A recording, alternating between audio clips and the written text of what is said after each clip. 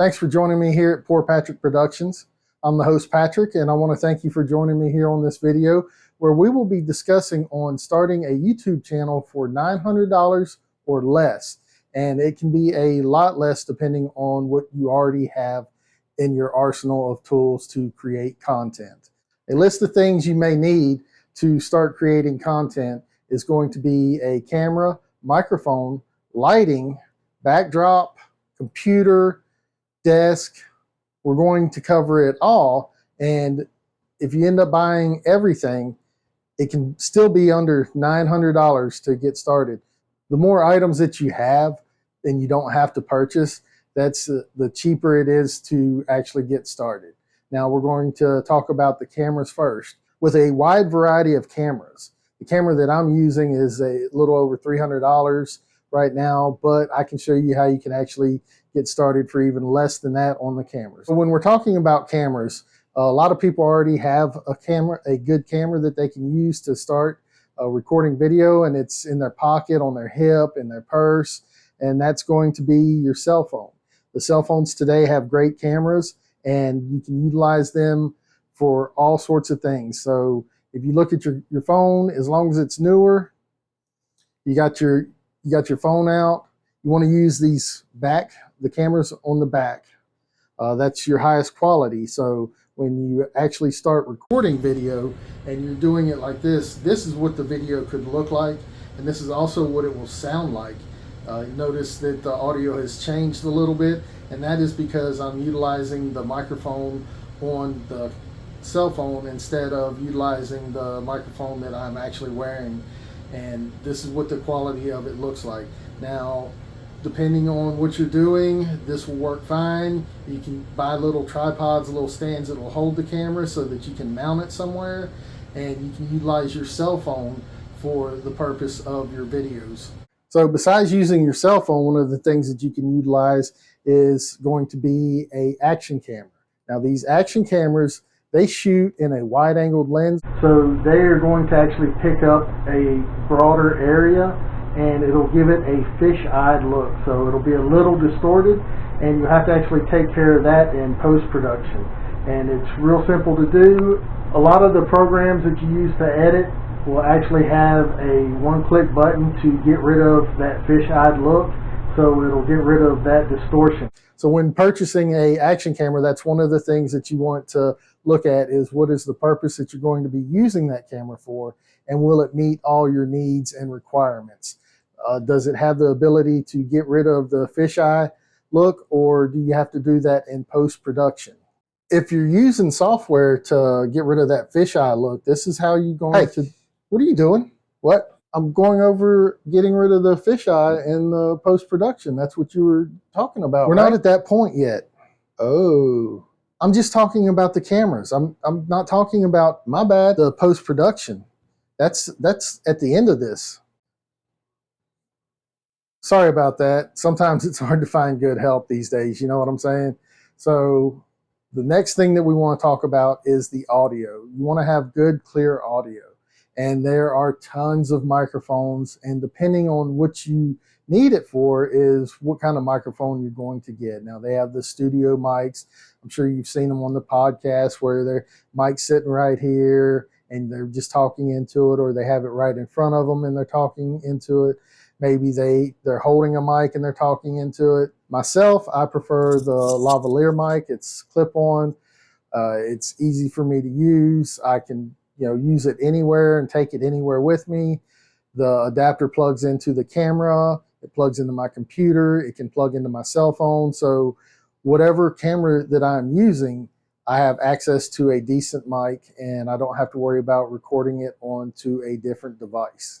Look at how you're going to create your content. And if you're going to be in a studio the whole time, then one of those studio mics might be the best thing for you. But if you're going to be out and about, moving around, or taking your camera and your gear on the road, you might want to look into a set of lavalier mics. That way you have more options to capture that audio. Now I did mention lighting. Lighting is so important whenever it comes to video. The darker it is, the harder it is to see things. If it's too bright, it washes everything out and you still can't really see anything. So you want to make sure that you have good lighting. And you have free lighting available if you're shooting during the daytime. It's probably the best light source you can have, and that's the sun. Now, if you're indoors, you might want to get some kind of a light kit. Now, I utilize three LED lights. I can adjust the brightness of them. I can add on filters to them to change their light source to meet whatever need that I have. And that is what I utilize. But you can utilize a little ring light that can go around your camera or your phone, whatever you're recording with. They have them built in onto some little tripods. And since we're on tripods, there are a ton of tripods. So when you're looking at a camera, start looking at the tripod, but look at the weight of your camera. That's going to have a big impact on the type of tripod that you want to get. Now, if you know that you're just getting a little action camera, you're going to utilize that for a little while you save up for that bigger, more expensive camera, then you want to make sure that the tripod that you get can handle that bigger camera, because the less that you have to respend to rebuy something, it's going to be better for you. It's going to be better for your wallet and give you that extra little mad money so that you can spend on your hobbies. Now, one of the other things I utilize a backdrop. And I started out with a green screen that I purchased, and I got sick and tired of having to constantly iron it. So I ended up taking a portion of a room in my house and I painted the wall green. So now I have a green screen that I can take with me, and I have a green screen that I can utilize anytime while I'm at my house. So when it comes to editing software, there are tons and tons of products out there, whether it's an app or it's actual program.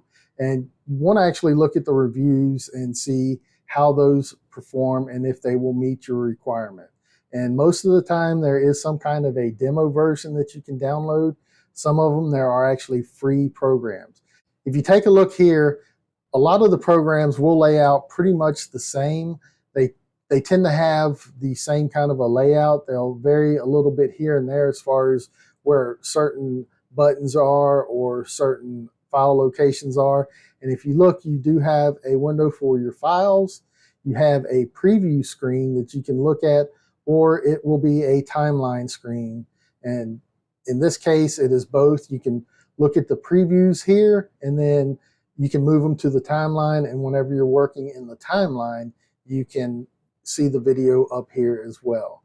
Now, depending on what your needs are, there are plenty of products out there, and I would suggest actually trying several of them out to see if it's going to meet your need. Don't just use the first one and go with it unless you really enjoy that.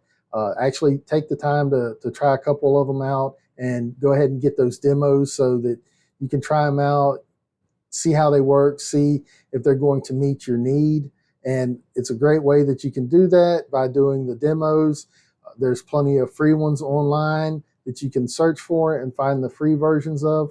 Now, don't be fooled. A lot of the free versions it's a free trial of the program. So you'll have to either uninstall or buy the program after it's run however many days that it's going to give you that free trial. You need something to have the editing software on, and you can do that with a computer. There's plenty of apps that will let you edit on your phone.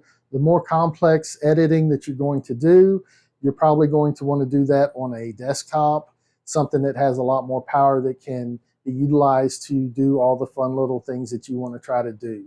Now, whenever it comes to a computer, you have to look at the software that you're going to be running on it, and you want to make sure that it meets the minimum requirement to run that software.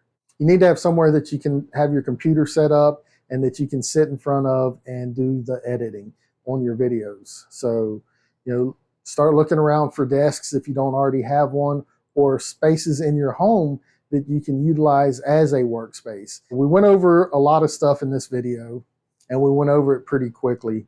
Now, I did not go over a lot of product names, and the reason for this is depending on what you need and what you're wanting to buy, a lot of it you need to actually do the legwork and look at and try to figure out if it's going to meet your need. That's one thing that everybody on YouTube does not know. They do not know what your need is or what your circumstances are. So listening to someone talk about this product, you can look at it as a product review, but I would still go and read the product reviews online and then try to go and see it physically in person and put my hands on it before making that purchase.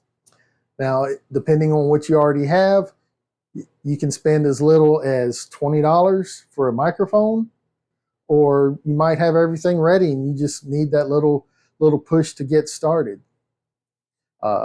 Depending on where you're at and what you need, I do have links to a bunch of products in the description below. It is through the Amazon Associate Program, so I do actually earn a portion of any purchases that you make at no additional cost to you.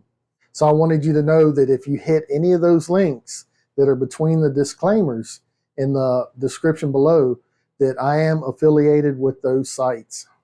One last thing to say, get out there and be creative. And make sure that you send me a link or tag me in your video that you throw up so that I can follow you and watch your journey as you navigate the YouTube world.